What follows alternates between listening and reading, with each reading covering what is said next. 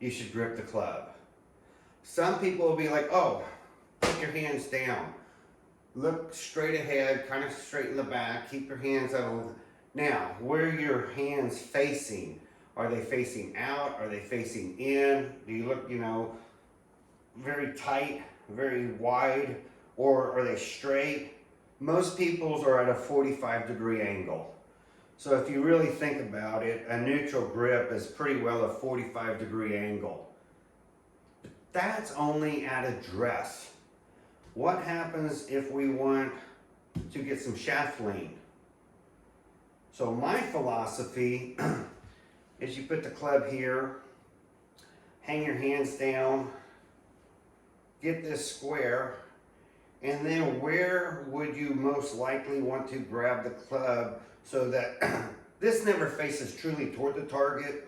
It kind of faces out there and down, but it's not down to the ground, and it's not toward, perpendicular to the target, but it's never absolutely flat to the target.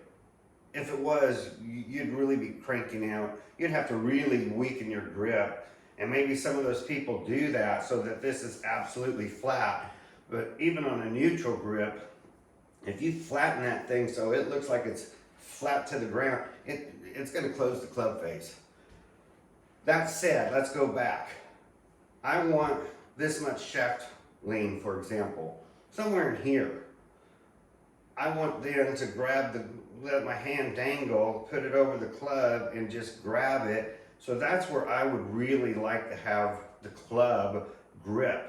When I do that, it just so happens when I look here and I get that tight so that I'm inside this area, the fingertip digits, and I got that fat padding on there. To me, my club face is square when I look down at it, but I know that I'm having some forward shaft lean. So let's say you try that, and we'll just kind of use it as a wedge, as an example of a wedge right now. So then I want this hand to get on there. I see a lot of people thinking this is a strong position, and the only thing I can think of is they must think somehow or another in the backswing they can get more cocking of the wrist. But that means when you come down, you are going to feel the release is going to be a very difficult release. So it's almost like you have to really kind of come in, and chances are you're going to get these little hookers. They don't go exactly high. Your drives are probably going to go medium height and have that tailing into them because your hand is here driving around. Now, I don't want to get too complicated. I haven't moved this, so I like this part of my grip. I say, start opening your hips and acting like you're coming into an impact position. You can still make that little V right there, and then set it on the club, and now make your grip. And that's what I like to first get the left hand set up. The right hand comes down as if I'm making a swing.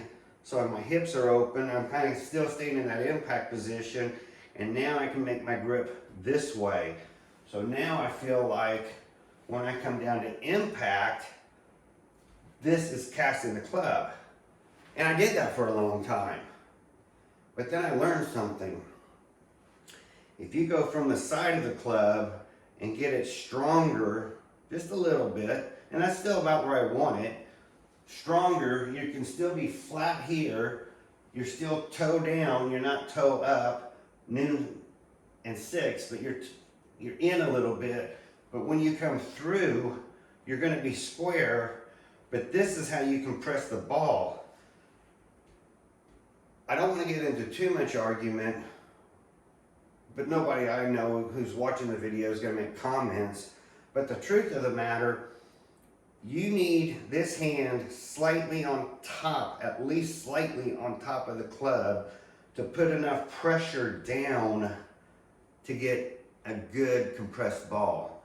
I mean, if you want to really get in there and compress that ball and get through there, you're gonna have to be pushing down. So take, for example, somebody like, well, we've heard of him, Peter Cohen. He'll tell you on your right arm, you lock your right arm, and so when you're coming up from the top and turning down, what you're doing is getting on that thumb just slightly on top of that club, pinching it down toward the ground, and that's where your compression comes from. Can't be coming from the side. It has to rotate up a little bit and on top. When we do contact drills, which is the next video, you'll have plenty of time to work on your grip and find out what you want to do. But you have to match whatever feels good down here to something that feels good in the backswing, so when you're in your backswing, this still feels good. This grip up here helps dictate where the club is going. If your grip is wrong up here and you're coming down and that toe starts getting really heavy coming down, even if you're coming in from the inside with a heavy toe, you can see you're going to hit some snap hooks. You can't help it. The weight of that club is going to force supination and pronation going on here.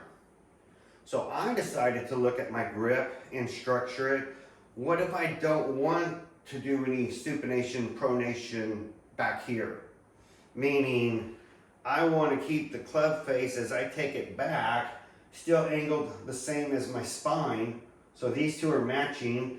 It's still on plane, but when I come back here, I'm actually kind of laying off the club a little bit. I kind of let this wrist bow a little bit, but all I'm concerned about is that this wrist isn't doing any manipulation whatsoever. So it's just going here through here, and the more I can keep that bent until my release, obviously the more I've de-lofted the club, the better my chances of coming in and absolutely getting a compressed ball. So yes, I'm kind of on top with this grip, but I'm also making sure this grip has some freedom. Now, if you want to know, does that seem right, put that in here and just make some swings. I want to hit the camera. And just see if you can hit one-handed shots. And if it feels right and the toe isn't coming heavy, or the heel isn't, the hosel isn't coming into the ball, but you feel like you could do some one-handed chips, you gotta get a little longer club, then you've probably got a pretty good thing going. So again, kind of set your impact, get your hand on there, and see if you can just make some chips. And if you can make those chips, that's probably pretty secure. When I'm practicing, and let's say I'm grabbing balls and everything, you see I hold my right club, I pick up the balls with my left hand, throw them down there, get them lined up. I hold this at least with my thumb and index finger, and I sneak my left hand back on the club. So once I've decided, here's my grip, and there's even places here and here on I've been squeezing this area so much that there's flat spots on my grip. So I can kind of feel when I'm at the right grip. So if I want to just kind of take and do a chip like that, and that went straight, exactly where I wanted, because I'm letting my right wrist have that freedom. I like that, so I'm gonna, don't even have to put it down. I sneak my fingers back in there, and now I know I should be able to hit the same thing. So if I pick up a ball, get it kind of squared up, and again, see how I kind of unroll those, get that back in, come back, and I can do my chip or swing or whatever it is. So that's how I determine where my grip needs to be. I need to not only have it where I can get some forward shaft lean and it feels like I'm driving that club as straight, in other words, not falling on the toe, not leading with the hosel. I want to feel like it's coming down that plane right back to square, absolutely where I want it. So the question comes down to takeaway then. I take away, you'll see me on slow motion videos, I showed a few friends, I get this club, boom. Once I'm square, I'm locked. Literally my club comes straight out, comes up, I make my turn, but when I start coming down, because I told you, left shoulder, right shoulder, you can see I go from here, it looks like I'm pulling, I'm not. I'm just letting my body make that turn. And I'm holding this angle here, which gives it the illusion I'm pulling down. But you'll see my club head, even with a stiff shaft, you'll see my club head start to bend this way because I've got so much pressure coming down to get into that shot. That's part of your compression, pulling down. Well, you're not pulling down, you're just turning left shoulder, right shoulder, and you're holding this angle, this one and this one, as much as possible.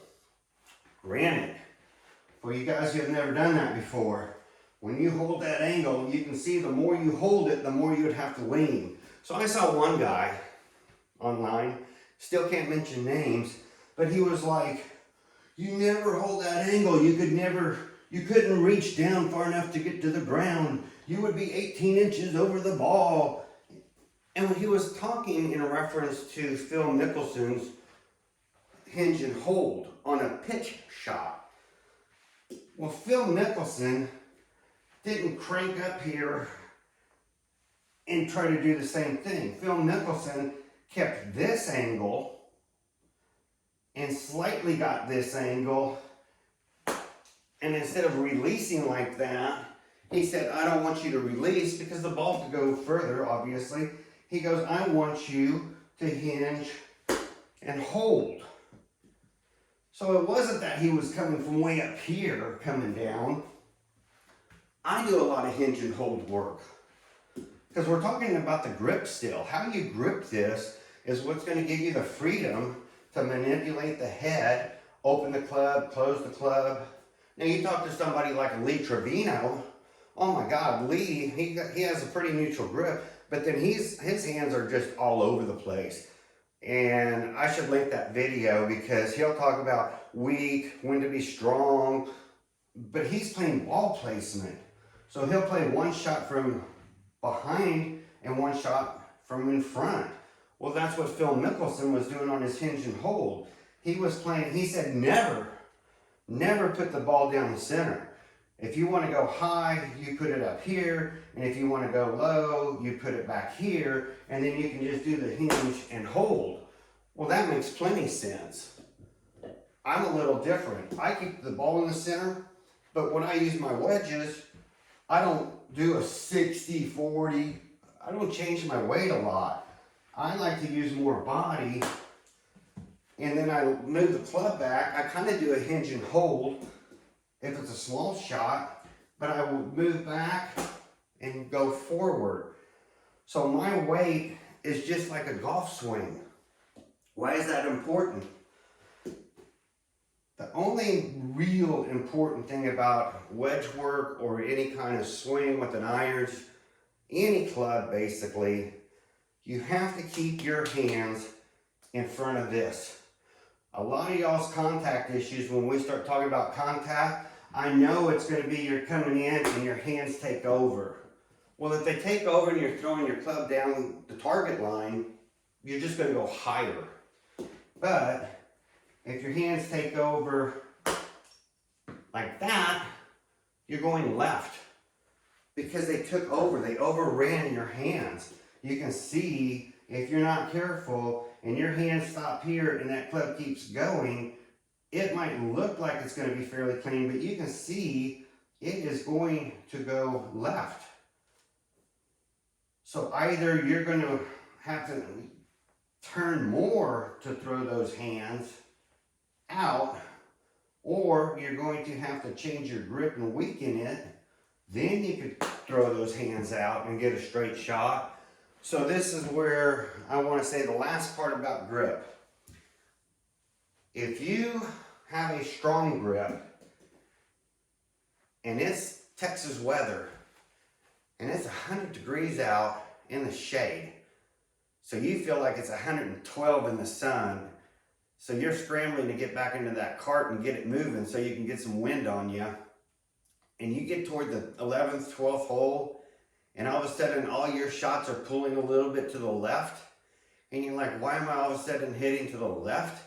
Chances are you're so tired, instead of doing your typical backswing with your back to the target, you're probably cheating and not going as far back, but your body is still turning the same amount.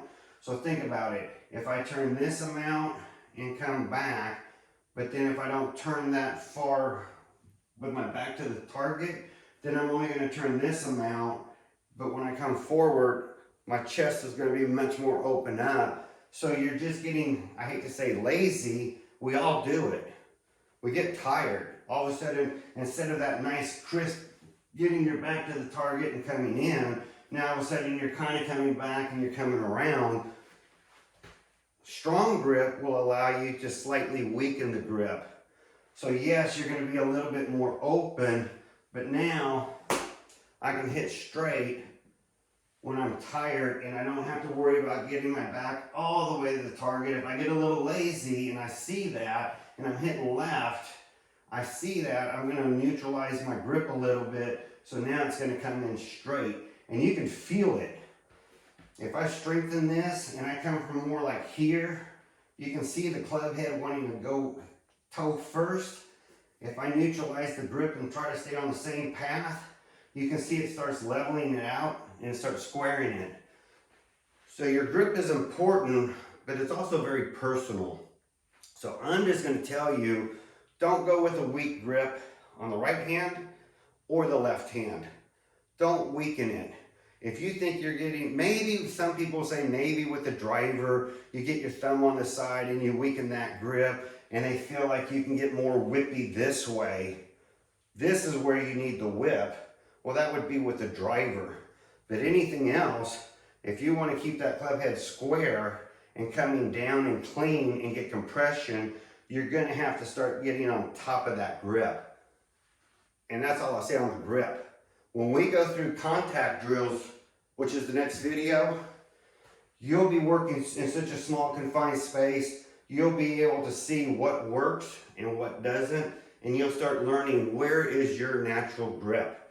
So we'll start doing that the next video, but for this one, just kind of know, start looking at your grip. Does it feel good here? Can you throw your hands at the ground? Does that toe start to do that? Is that creating? We'll go through all that, but the grip is still very important, but we got to line it up with how it works, the grip with clean contact. And that'll be the next video. Thanks.